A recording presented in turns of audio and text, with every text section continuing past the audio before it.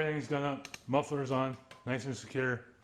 The only last thing we have to do is we have to mount this gas tank.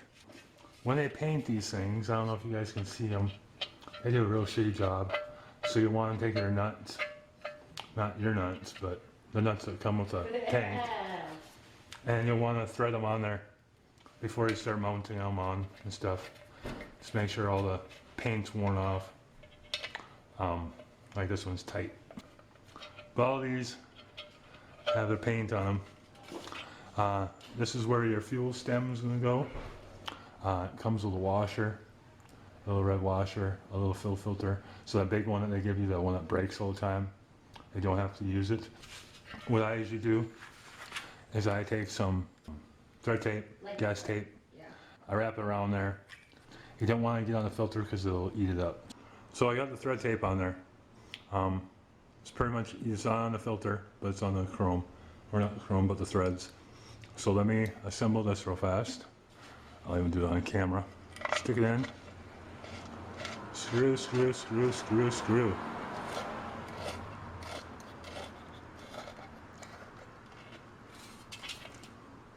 I usually get them hand tight, like that. The mounting brackets you want to use are these two as well. You'll want to mount the tank as far as you can with it turning without hitting the tank. Alright guys, well here it is. It's done. My piece of advice to you guys, before you guys even start riding it or whatever, holding the clutch,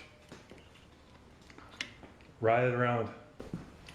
If this is where you're gonna ride and you're pedaling, do some real tight corners, because if that thing comes off, it'll come off on the real tight corners.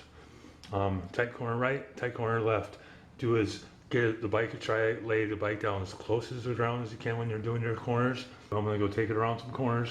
I'll come back and give you guys an update and see how good it is.